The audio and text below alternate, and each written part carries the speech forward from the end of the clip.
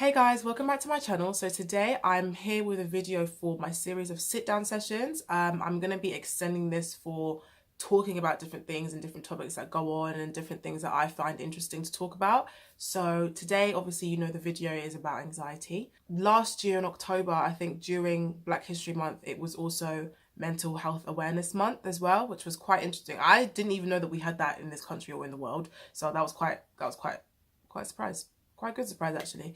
But I think that mental health definitely needs a lot more attention. It just needs a lot more attention because people don't realize how much of an issue it is until something bad happens. And that shouldn't be the case. I think people should know how to deal with things before they get to a point where you can't fix it. If you'd like to hear my views on anxiety, just keep watching. I'm just going to talk about the mistakes that people with anxiety make all the time. And they don't even realize that it's actually kind of self-sabotaging their health at the same time as they're doing it. So the first thing that I want to talk about is spending too much time and effort to attempt to lower your anxiety. Now, what I mean by this is when it comes to anxiety and things like that, less is more. When you're trying too hard to make yourself feel better or to be around certain people to do certain things, you won't feel better because you're trying so hard to, for example, not think about what you're thinking about, but with trying hard not to think about what you're thinking about, you think about what you're trying not to think about. I know that probably doesn't make sense, but what I'm trying to say is when you're trying too hard to do something, a lot of your efforts will go to waste because you're kind of putting too much of your effort into making something work that really needs to be dealt with naturally. And when you're feeling a certain type of way, for example, let's use the analogy of a pot with water in it.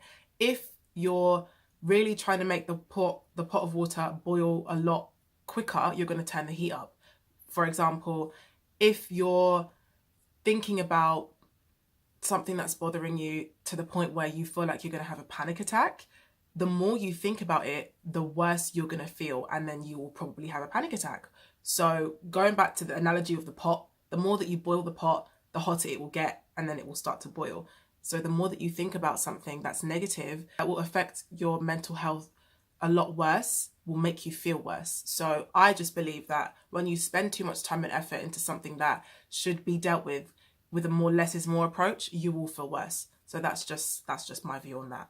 When you're thinking about so many things and you're stressed about a lot of things, a lot of the time that can really affect your mental health so much worse because you feel like there's so many things that you're dealing with at once and you don't know how to control everything that's going on. But it's not really about controlling it, it's more taking charge of what is the problem, finding out what the problem is and eliminating that problem. It might take a long time, it might be really quick, but as long as you find out what the problem is to overcome what you're going through. Another mistake that people with anxiety do tend to make is blaming someone for how you feel. For example, people with social anxiety, they kind of don't like to be in big groups of people. They don't like a lot of people around them. They don't really like to go out because they don't feel like they fit in, or they don't want to be part of a friendship group, or they feel like they're just not part of anything at all. And when social anxiety is triggered, people always tend to blame this person and see who's at fault because they must be feeling a certain type of way because of somebody else.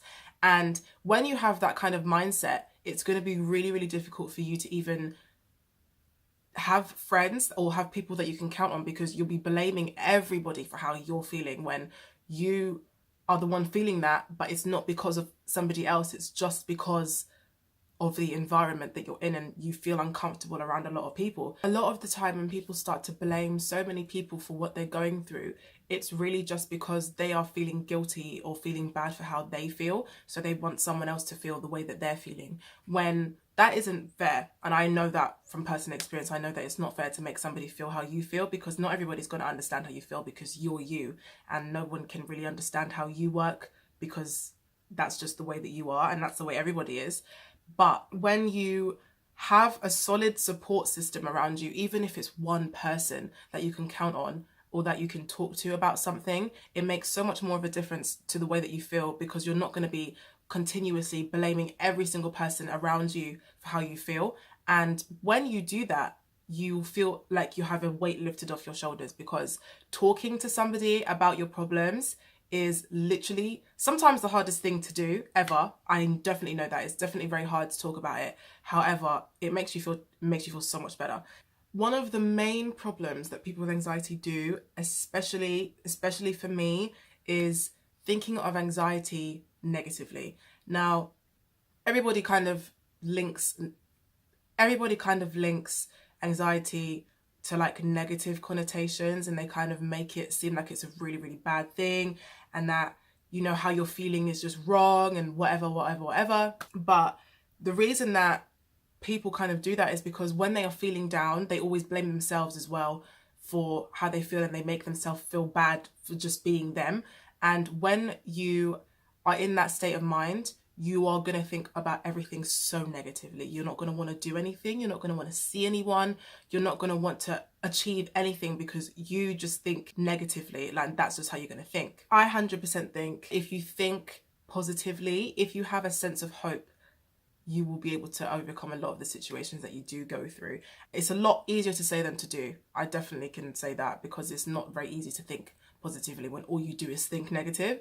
But there's always going to be a light at the end of the tunnel, no matter what you're going through. Even if it's a small thing, even if you think that you're not going to pass an exam, you will pass your exam. And when you kind of think towards a goal, even if it's a small step, if it's going to the shops, for example, if you feel like you can't do that, just think, okay, I need to go and buy this. So whatever else is in between that doesn't matter, because I need to go and get this, and that's your goal. When you kind of have hope and you have a bit more of a goal at the end, then you have something to work towards, and it's less negative for you, and you feel a lot better about what you're doing. One other thing that people with anxiety tend to do is kind of overlook the whole idea of self-care in mental health. And people with anxiety, they know what they're feeling. Sometimes they don't know how to express it. They don't know how to talk about it. They feel like when they explain to somebody, it doesn't make any sense to them, because they just feel like, I know how I feel, you don't know how I feel, so there's no point in telling you because you're not going to help me. And that isn't cool. That is actually not cool. When you don't explain to somebody how you feel, even if they don't understand what you're saying, it does not matter, because you've just told them. As long as you tell them, that makes so much more of a difference. With anxiety and depression, a lot of the times we like to depend on other people for our well-being. And I understand that that can be very difficult to do, especially if you're somebody who doesn't have a lot of people around you. You kind of don't really think about yourself to take care of yourself. You kind of take care of everybody else and you leave yourself last. And it's more a case of knowing exactly what the problem is, knowing how to deal with it, and dealing with it. Because it's very easy to just be like, okay, I know how I feel, and then you just leave it. When you know how you feel, if you know how to deal with that situation, you will want to fix it if you want to get better. And when it comes to self-care, you have to take care of yourself. Nobody can love you if you don't love yourself. And that's just the harsh reality of life. Obviously, the only other person that can really love you, even if you don't love yourself, is God.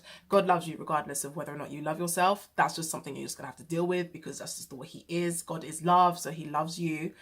But you need to love yourself as well. And loving yourself is one of, I feel like, the biggest and the first most important step to overcoming anxiety and depression. Because when it comes to anxiety, depression, you kind of don't really count yourself as the problem or as an issue. You kind of have so many external factors that link or that kind of affect how you feel and contribute to how you feel.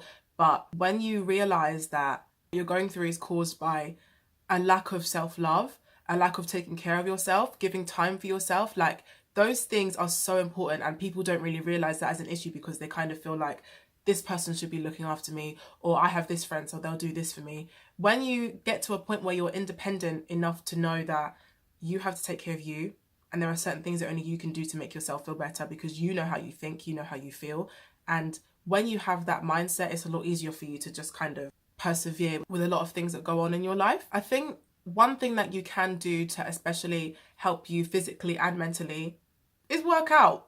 I'm not the best gym fanatic. Like, I don't go to the gym like 3-5 times a week. I don't really do that. I should be, because I mean, everybody needs to be fit. Like, that's just the way that I feel like everyone should just be physically fit. Like, don't at me. That's just me. When you do go to the gym, like, the endorphins that you feel afterwards, the way you just feel pumped and you're like, yes, I'm ready to do whatever, that helps you so much more than you could ever imagine. Which is why a lot of people, when they go through certain things even someone like Khloe Kardashian, for example, a lot of people don't rate the Kardashians, but I'm going to use her as an example. She started working out and mashing work in the gym, and she is currently at her best that she's ever been. And that's really because she really invested time in her diet and to her gym life and to everything physically that she was going through. And I do think that when you do make a difference to the way that your body is, like, your mind will feel better because everything is connected. Your mind, your soul, your body, everything is connected. And if one is lacking, everything else is going to be like off balance. So you just do need to make sure that you're keeping your physical health in order, because it's very important, because you only have one body. Like, you only have one body. You can only make so many changes in your life. Like, you have one body, so make sure you just use it right. That's all I'm saying. A lot of people like to always focus on anxiety directly and make it their sole issue. When you always focus on the problem and you focus on what is wrong, you're not going to be able to see anything else. And when you always think about it, especially because I think a lot of people don't realize that because it is a mental illness, it's very difficult for you to express it verbally. And it's difficult because it's all in your mind. And when it's in your mind, it's really difficult for you to just interpret that to somebody else. And it really starts with the way that you think. Like I said before, if you're thinking negatively, you will just be negative to every single situation. Even if it's something else that somebody else is going through, like, you won't really see that because you're just really seeing what you're going through.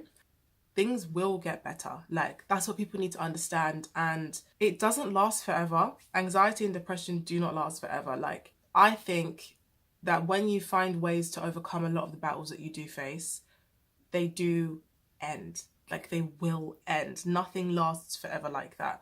Like, nothing bad lasts forever. When it comes to anxiety, there's a lot of things that people like to link it to, and I think a lot of people, even your friends, sometimes don't really understand what you're going through, and that's okay. It's okay. My flatmate Tatiana, who you've seen on my channel before, she has told me that it's okay for your friends to not understand what you're going through, because not everybody is you. Like, not everyone thinks the same way as you do, and it's not gonna be every day that people's like, yeah, I get you, I understand, yeah, I know what you're going through. Sometimes they don't know what you're going through, but just talking about it and making sure that they know is really, really good. Yeah, kind of talked for a long time all in one go. So that's the end of this video. If you want to see anything like this or anything different, do let me know in the comment section below. But yeah, I hope you enjoyed the video, guys. Be sure to subscribe, like, share, comment, all that good stuff, and I will see you in my next video. Bye, guys.